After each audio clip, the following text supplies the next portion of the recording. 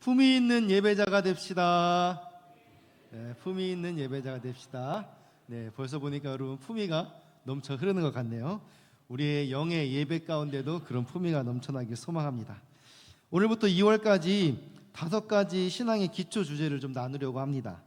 신앙생활하면서 가장 중요한 기초, 교회를 건강하게 세우는 5가지 기둥을 나누려고 하는데요. 예배, 봉사, 교제, 헌금, 전도와 선교. 특별히 오늘 첫 번째로 예배, 품위 있는 예배라는 제목으로 하나님의 말씀을 전하겠습니다. 여러분, 예배가 무엇일까요? 예배 영어로 뭐죠? 네, 서비스라고도 하고 워십이라고도 하죠. 워십은 월스 플러스 쉽이라는 의미로 최고의 가치를 드리는 것, 이것이 예배예요. 그래서 예배는 우리 삶의 가장 우선순위가 되어야 됩니다. 왜 그럴까요? 하나님께서 우리 인간을 창조하신 이유가 예배이기 때문이에요. 교회는 헬라어로 에클레시아라고 해요. 에클레시아가 무슨 뜻이냐면은 부르심을 받은 사람들의 모임이라는 거거든요. 그래서 교회는 지금 우리가 이렇게 예배 드리는 어떤 장소, 예배당, 건물, 이게 교회가 아니라 부르심을 입은 사람들의 모임. 여러분을 누가 불러주셨죠? 우리 하나님께서, 예수님께서 여러분을 불러주셨어요. 그래서 그렇게 여러분이 부름받은 사람들인데, 그런 부름받은 사람들이 함께 모인 공동체가 교회라는 거예요. 그렇다면 이렇게 부르심을 입은 사람들이 모여서, 이 교회가 이렇게 모여서 해야 될 가장 중요한 목적이 무엇일까요? 누군가 우리를 불러줬어요. 그러면 뭘 해야 되겠어요? 누가 우리를 불러주었는지, 우리를 부르신 분이 누구인지 그분을 기억하고 기념하고 높여드리는 것, 그게 사실 그 부름이신 받은 사람들의 정말 중요한 목적이겠죠. 그것이 바로 예배라는 거예요.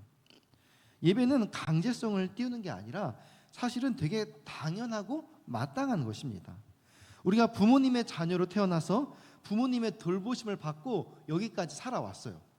그러면 당연히 부모님에 대한 존경함과 부모님에 대한 사랑함, 그것들이 있겠죠. 그것을 표현하는 거, 우리가 하나님께 받은 그 사랑, 하나님이 나를 하나님의 자녀로 삼아주신 것에 대해서 받은 그 은혜, 그 사랑, 그거를 표현하는 것, 감사하는 것, 이게 바로 예배라는 거예요. 마찬가지로 하나님께 우리를 자녀 삼아주셨으면 우리가 하나님의 자녀 되었다는 것이 무엇일까요? 하나님께서 우리를 창조하시기 이전부터 성경에 뭐라고 말하냐면은 여러분 한 사람 한 사람을 선택하셨대요. 창조하기 전부터 이미 하나님 자녀로 여러분을 선택하셨어요. 그리고 우리를 구원해 주실 그 계획들을 다 가지고 계셨어요. 그래서 하나님께서 우리를 마치 산모가 그 산모의 고통을 이겨서 아이를 낳듯이 하나님이 여러분 한 사람 한 사람을 그 고통 가운데 우리를 낳으셨다라고 표현하는 거예요. 그래서 우리가 그렇게 하나님 자녀가 되었다라고 말합니다. 그래서 우리가 하나님을 뭐라고 표현해요? 아버지라고 표현하죠. 그래서 우리가 당연히 그 하나님의 사랑을 기억하고 나를 선택해 주심에, 나를 이렇게 구원의 계획 가운데 인도하여 주심에 감사하는 그 마음을 가지고 하나님께 감사를 표현하고 하나님의 그 사랑을 높여드리는 것, 그게 바로 예배고, 그것이 우리 삶의 가장 큰 목적이라는 것입니다. 사실 우리에게 구원 외에는 다른 의미가 없어요. 물론 여러분 삶에 내가 생각할 때는 이 교회 신앙생활 하는 것, 하나님이 나를 구원해 주신 것보다 더 중요하다라고 생각하는 것들이 많이 있겠죠. 연애도 해야 되고, 결혼도 해야 되고, 돈도 벌어야 되고, 또 남들보다 더 떵떵거리며 살 수 있도록 성공도 해야 되고, 무언가 내 삶에 정말 의미 있는 가치들이 정말 많을 거예요. 그런데 실제로 하나 따지고 보면은 우리에게 구원 외에는, 구원보다 더 중요한 것은 우리 삶의 목적이 없다라는 거예요. 왜냐하면 구원은 영원한 생명을 얻느냐 못 얻느냐의 문제이기 때문이에요.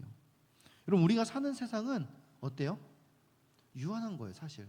여러분 몇 년 살 것 같아요? 이제 지금 이제 20살이잖아요. 몇 년 살 것 같아요? 뭐 길어야 80년, 100년. 요즘 의학이 발달하고 있어요. 이제 여러분들은 한 120년, 뭐 잘 살면 150년까지 산다고 하죠. 그래도 결국은 그 100년, 200년을 살든 유한한 거예요. 그러나 하나님께서 우리에게 주시는 생명은 뭐냐? 영원한 거예요. 우리가 구원을 얻지 못하면은 영원한 형벌, 지옥에 가요. 그런데 하나님께서 우리를 구원하셔서 영원한 생명, 천국에서 영원한 안식을 누리며 살게 되었어요. 우리 이 땅에 살면서 우리의 육체의 생명 80년, 100년이 우리의 전부라고 생각하겠죠. 그러나 영원한 삶에서 보면은 이 육체의 생명은 사실 아주 잠깐이에요. 영원에서 놓고 보면은 이게 100년이든 200년이든 심지어 1000년, 2000년 무언가 시간이 정해진 유한이라는 이 시간은 사실 무한의 세계에서는 사실 하나의 점에 불과하다는 거예요. 그런데 그 잠깐의 이 유한한 삶을 통해서 우리의 영혼이 결정되는 것입니다. 여러분이 이 살고 있는 이 유한의 삶에서 하나님을 믿느냐, 하나님께 구원을 얻느냐, 하나님 우리를 선택하셔서 우리를 구원해 주시느냐, 여기에 우리의 영원한 생명이 걸려 있다는 것입니다. 그런데도 다행히도 하나님께서 여러분을 선택하시고 계획하시고 우리에게 영원한 생명을 주셨습니다. 그러면 마땅히 우리에게 주어진 유한한 삶 동안에 영원한 생명을 주신 하나님께 감사하며 사는 것이 당연하다는 거죠. 그것보다 내 삶에 더 중요한 것이 무엇이냐겠냐는 거예요. 그래서 우리가 예배하는 것은 어떤 해라, 꼭 해야 된다라는 어떤 의무와 책임이 아니라 사실 그 영원한 생명을 주신 것에 대한 당연한 도리이고 예의인 것입니다. 그 진정한 의미를 안다면은 마땅히 그렇게 해야 되는 거예요. 하나님은 굳이 우리의 예배가 필요한 분이 아니에요, 사실. 하나님은 부족함이 없는 완전한 분입니다. 그래서 하나님이 자기를 뭐라고 표현했어요? 나는 스스로 있는 자다. 왜? 누가 나를 어떻게 만지거나 만들거나 어떻게 할 수 있는 게 아니라 그냥 하나님 그 자체로 그냥 완벽하기 때문에 스스로 있는 분이라는 건데요. 그러니까 하나님께서 우리 인간을 왜 굳이 창조하셨을까? 이사야 43장 21절은 이렇게 말합니다. 이 백성은 내가 나를 위하여 지었나니 나를 찬송하게 하려 함이니라. 아멘. 하나님을 찬송하게 하려고, 하나님을 예배하게 하려고 우리를 창조하셨다라고 말씀하고 있어요. 사실 이 말씀이 우리에게는 얼마나 큰 영광인지 몰라요. 스스로 존재할 수 있는 완벽한 분께서 부족함이 없는데, 근데 그분이 우리의 예배를 받고 싶다고 하시는 거예요. 이게 얼마나 영광이에요. 물론 지금은 대통령의 권위가 많이 떨어져 있지만은 사실 대통령이나 한 나라의 대통령이라고 하면 얼마나 그 나라에 우리가 볼 때 가장 성공한 위대한 분이겠어요. 근데 그분이 특별히 나를 만나고 싶대요. 지금 대통령 말고 여러분 원래 대통령 생각해 보세요. 나를 만나고 싶대요. 그래서 나랑 차를 마시고 싶고, 내가 주는 어떤 손편지를 받고 싶고, 내가 부른 노래를 듣고 싶고, 내가 하는 칭찬을 받고 싶다는 거예요. 그럼 사실 이런 게 얼마나 큰 영광이에요. 그런데 하나님께서 완벽한 분이시고 정말 부족함이 없으신 분이시고 온 만물의 시작과 끝이 되시는 알파와 오메가 되신 그 하나님께서 내 예배를 받고 싶대요. 얼마나 큰 감격이고 영광입니까? 그래서 어떤 신학자가 예배를 이렇게 정의했어요. 예배는 우주에서 가장 큰 욕구 두 가지를 동시에 충족한 하나의 사건이다. 뭐라고요? 우주에서 가장 큰 욕구 두 가지를 동시에 충족하는 하나의 사건이다. 하나는 뭐냐? 하나님이 영광을 받으려는 욕구와 또 하나는 인간이 만족하려고 하는 욕구. 근데 이게 예배할 때 동시에 충족이 된다는 거예요. 하나님은 온 우주 만물을 창조하시고 모든 것의 시작과 끝이 되시는 완벽한 분. 하나님 없으면 사실 아무것도 없어요. 그런 하나님께서, 부족함 없는 하나님께서 우리 인간을 통해 영광을 받고 싶다는 그 욕구가 있으시다는 거예요. 사실 이 욕구는, 하나님이 영광 받고 싶어하는 욕구는 그 누구도 그 무엇으로 사실 채울 수 없는 거거든요. 근데 너는 할 수 있어. 나 네 거 받고 싶어. 그게 예배라는 거예요. 근데 부족함이 없는 분께서 왜 굳이 우리를 통해서? 그런데 우리 인간은 어떤 존재냐는 거예요. 죄악으로 가득 차 있어요.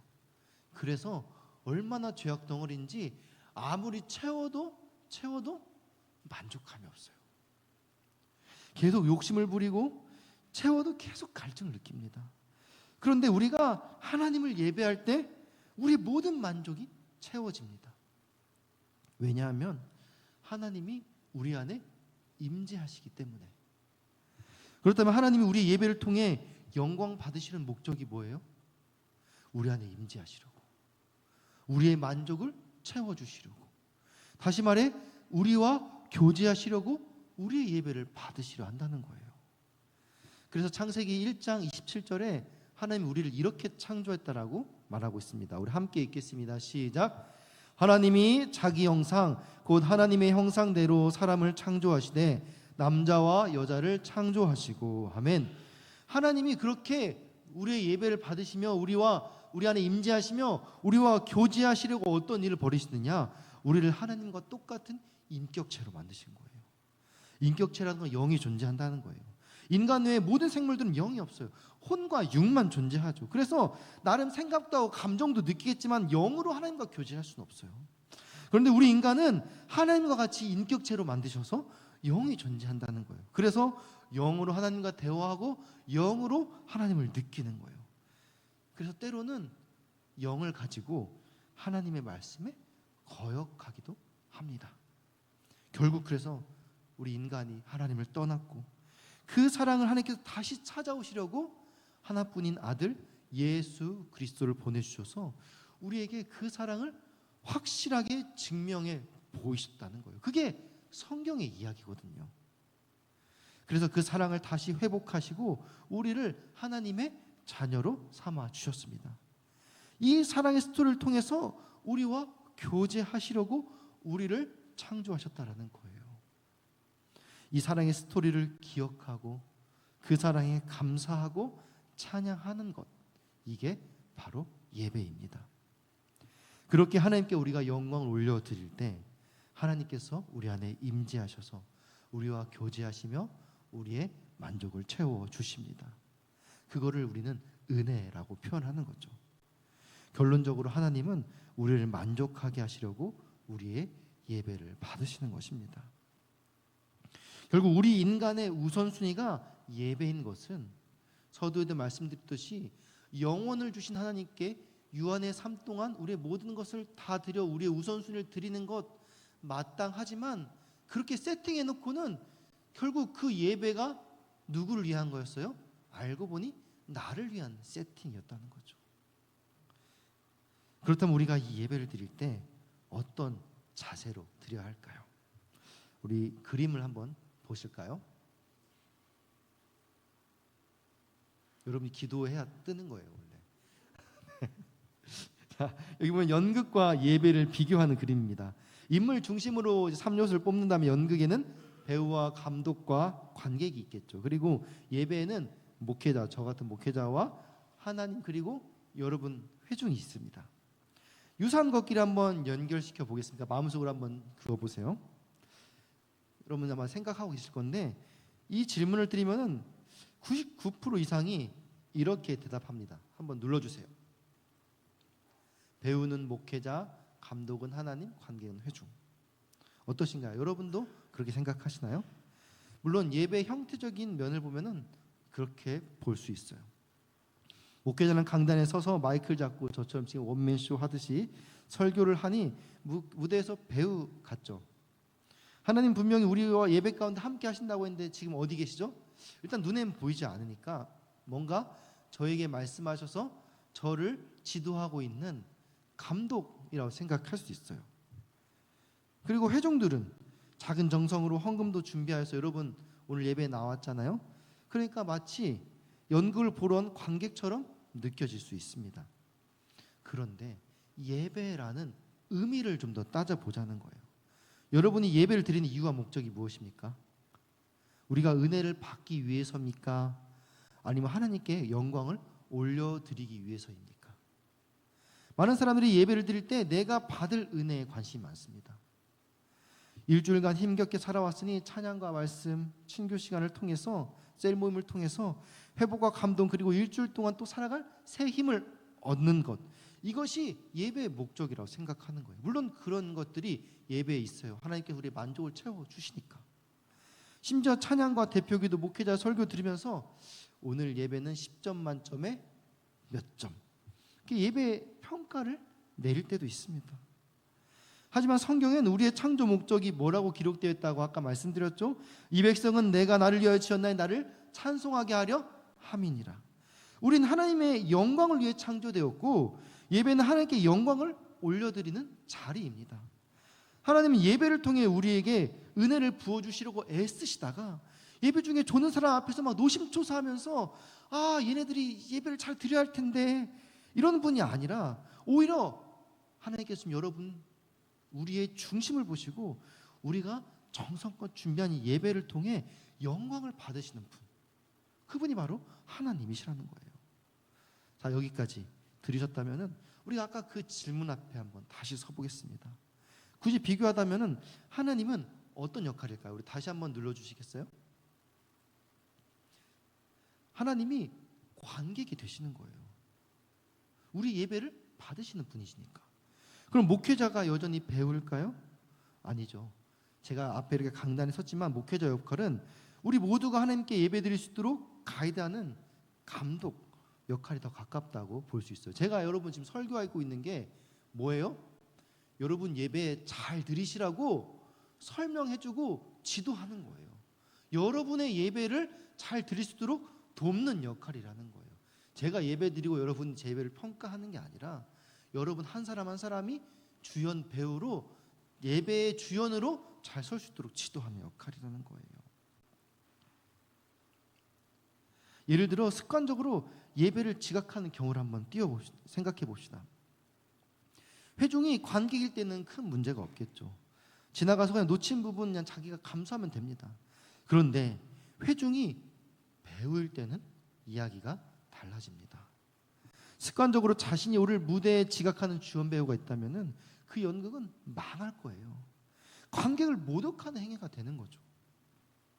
예배 시간에 스마트폰을 하거나 딴짓을 하는 얘기가 어떨까요? 역시 회중의 관객이란 문제 없어요. 연극 중에 할 수 있죠. 그런데 무대에 선 배우가 갑자기 스마트폰을 꺼내서 자기 전화를 받고 자기 친구랑 문자를 하고 갑자기 자기 볼 일 있다고 잠깐 밖에 나갔다 오고, 관객 입장에서는 모독인 거죠. 이건 상상할 수 없는 이야기입니다. 그런데 어쩌면 지금 우리 예배에서 관객이신 하나님 눈앞에 배우인 우리가 그런 모습을 하고 있는 것은 아닌지 돌아보아야 할 것입니다.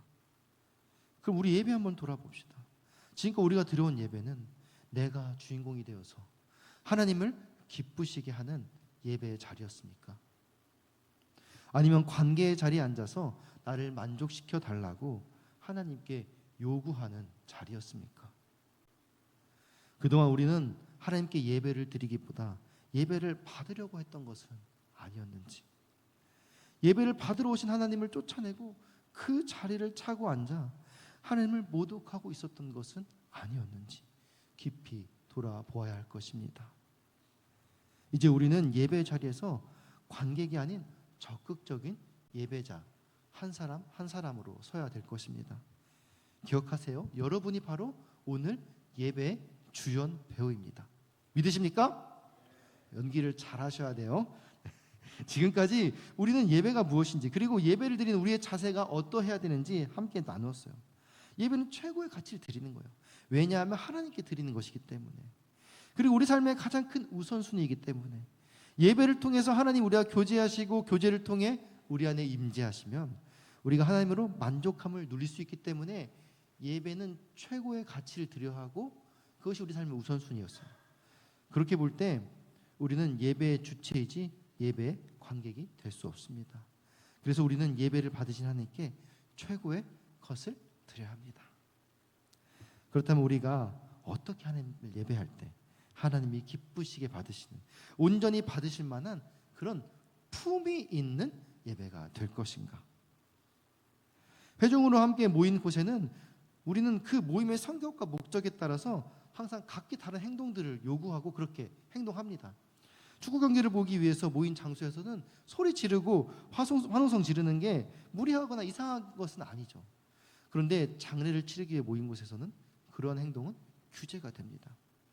주일 예배 시간은 교회가 함께 주님을 예배하기 위해 존재하는 공적 모임이에요. 예배를 목적으로 한 모임에 합당한 행동을 요구하는 것은 다른 여러 모임과 마찬가지로 지극히 자연스럽고 당연한 거예요. 그거를 지키고 그것을 알고 거기에 대한 에티켓을 가지고 하나님께 온전한 것을 드릴 때 그것이 바로 하나님 받으시기에 합당한 하나님 품격에 맞는 품이 있는 예배라는 거예요. 그래서 오늘 좀 나누고 싶은 것은 그 합당한 행동이 무엇인가 좀 나누자는 거예요. 생각해 보자는 거예요. 바울은 고린도 교회에 다음과 같은 원리를 제시했습니다. 우리 오늘 본문 14장 40절 말씀 같이 읽겠습니다. 시작. 모든 것을 품위 있게 하고 질서 있게 하라. 아멘. 고린도전서 14장을 보면은 교회가 함께 모일 때 그들이 어떻게 행동해야 되는가, 어떻게 예배해야 되는가, 그 행동 양식들을 이제 바울 사도가 하나씩 가르쳐 줘요. 14장의 가르침을 종합한 표현이 바로 오늘 본문 말씀에 품위 있고 질서 있게 하라라는 말씀이에요. 이 말은 주어진 상황에 알맞게, 적당하게, 그리고 정확하게 행동하라는 거죠. 그래서 이제 14장 26절에서 33절을 보게 되면은 바울은 방언과 예언에 대해서 구체적으로 어떻게 진행돼야 되는지 설명합니다. 그리고 34절에서 38절까지는 남자와 여자들은 어떻게 예배해야 되는지 그것도 구체적으로 설명을 해요. 그래서 예배라는 것은 그냥 내 감정에 치우쳐서 내가 하고 싶은 것을 드리는 게 아니라 무언가 하나님이 원하시는 규격과 틀이 있다는 거죠. 우리 26절 같이 읽겠습니다. 시작. 그런즉 형제들아 어찌할까? 우리가 모일 때에 각각 찬송시도 있으며 가르치는 말씀도 있으며 계시도 있으며 방언도 있으며 통역함도 있나니 모든 것을 덕을 세우기 위하여 하라. 아멘. 그러니까 지금 바울이 예배를 가르치면서 뭐라고 하느냐? 고린도 교회 성도들이 함께 모여서 찬송을 부르고 또 설교 말씀을 듣고 계시를 나누고 방언과 통역으로 서로에게 유익을 끼치라고 말합니다. 근데 이것들이 잘 보면은 무질서하게 막 일어난 게 아니라 순서와 무언가 양식들을 지켜서 했다는 것을 문맥적으로 알 수 있어요. 그런데 그 뒤에 그러면 그것들에 대해서 구체적으로 어떤 룰을 지켜야 되는지도 설명을 합니다. 우리 27절에서 29절까지 우리 같이 읽겠습니다. 시작. 만일 누가 방언으로 말하거든 두 사람이나 많아야 세 사람이 차례를 따라 하고 한 사람이 통역할 것이요. 만일 통역하는 자가 없으면 교회에서는 잠잠하고 자기와 하나님께 말할 것이요. 예언하는 자는 둘이나 셋이나 말하고 다른 이들은 분별할 것이요. 아멘. 방언으로 말하려면은 두 사람이나 세 사람을 꼭 지켜서 참여하라는 거예요. 그 이상 한 번에 막 말하지 말라는 거예요. 제한을 줍니다. 그리고 통역을 항상 세우라는 거예요. 통역이 없으면 말하지 말라는 거예요. 그리고 예언 역시 둘이나 셋을 세워서 하고 예언을 한동안 그것을 분별하는 사람이 꼭 있을 때만 하라는 거예요. 그래서 이들의 예배 시간을 잘 생각해 보면은 조용할 때가 있고 들을 때가 있고 함께 무언가 찬양을 부를 때가 있고 어떨 때는 분별하는 걸 들어야 되고 어떨 때는 말하는 걸 들어야 되는 거예요. 각각의 상황마다 예배에 참여한 회중은 그에 합당한 행동들을 해야 했습니다. 우리 30절 같이 읽겠습니다. 시작. 만일 곁에 앉아 있는 다른 사람에게 계시가 있으면 먼저 하던 자는 잠잠할지니라. 누가 지금 막 계시를 받아서 말하고 있는데 그 다음에 갑자기 누군가 먼저 계시를 또 얘기하잖아요. 다음에 그 전에 말했던 사람은 멈춰야 돼요. 왜냐하면 그 사람이 잘못하고 있어서 하나님이 음성을 주셔서 그 사람에 대한 것들을 또 수정하는 것일 수도 있기 때문에 이런 질서들을 따라서 예언과 방언을 하라고 말하고 있어요. 교회는 예배를 목적으로 함께 모인 그 시간을 이렇게 품위 있게 질서 있게 규격을 갖춰서 예배를 드려야 합니다. 여러분 연극도 배우가 연기를 할 때 그냥 막 즉흥적으로 하는 게 아니죠. 대사를 준비하고 연극의 시간과 어떤 장소와 틀을 짜서 거기 안에서 더 좋은 것들을 드리기 위해 애쓰는 것처럼 예배도 마찬가지라는 거예요. 그리고 여기서 중요한 원칙들이 하나가 뭐냐면은 질서라는 거예요. 고린도 교회는 이 무질서한 예배로 고통을 받고 있었어요. 바울이 고린도 선서를 기록한 목적 중에 하나가 바로 그들의 이 무질서를 잡아주기 위한 것이었거든요. 그래서 바울이 고린도전서 14장 33절에서 이렇게 말합니다. 같이 읽겠습니다. 시작. 하나님은 무질서의 하나님이 아니시오 오직 화평의 하나님이시니라. 모든 성도가 교회에서 함과 같이. 아멘. 그들이 드린 예배에는 하나님의 특징에 걸맞는 이 질서가 요구되었다는 거예요. 왜냐하면 하나님이 질서의 하나님이니까. 하나님께서 창세기 1장에 창조하실 때 보면은 하나하나 질서를 따라서 첫째 날, 둘째 날, 셋째 날 그렇게 만드시는 것들을 볼 수가 있어요. 이 모든 이 우주 만분에 모든 것이 다 질서가 있다라는 거죠. 그렇다면 우리가 실질적인 이야기를 좀 해볼까요?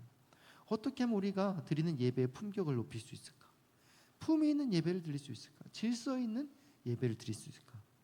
예배의 대상이 분명해야 되죠. 하나님이에요. 하나님 어떤 분이에요? 능력의 하나님, 권세의 하나님, 영광의 하나님.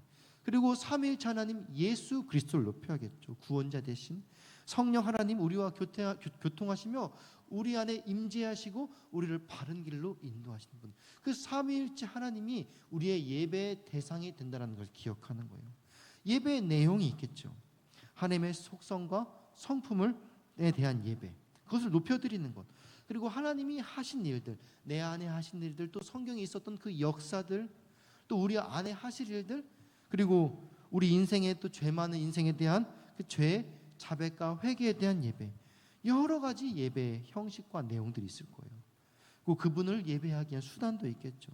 대표 기도를 통해서 하나님의 이름을 높여드리기도 하고, 찬송을 통해서 하나님이 하신 일에 감사를 표현하기도 하고, 간구의 기도를 드릴 때도 있고, 말씀을 낭독하거나 이렇게 설교 말씀을 들을 때가 있는 거죠.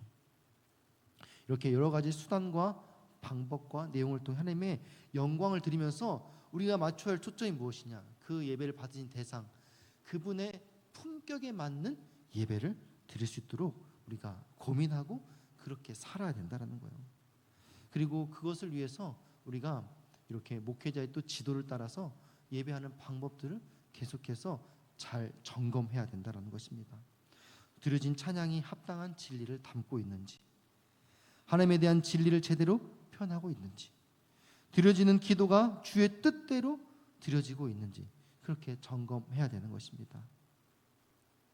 예배 시간에 단순히 핸드폰 하지 말라, 잡담하지 말라, 주보에 낙서하지 말라, 다른 책 보지 말라 이렇게 말하는 것보다, 그것이 잔소리처럼 들리기도 하지만은 단순히 가벼운 장소리가 아니라는 거죠.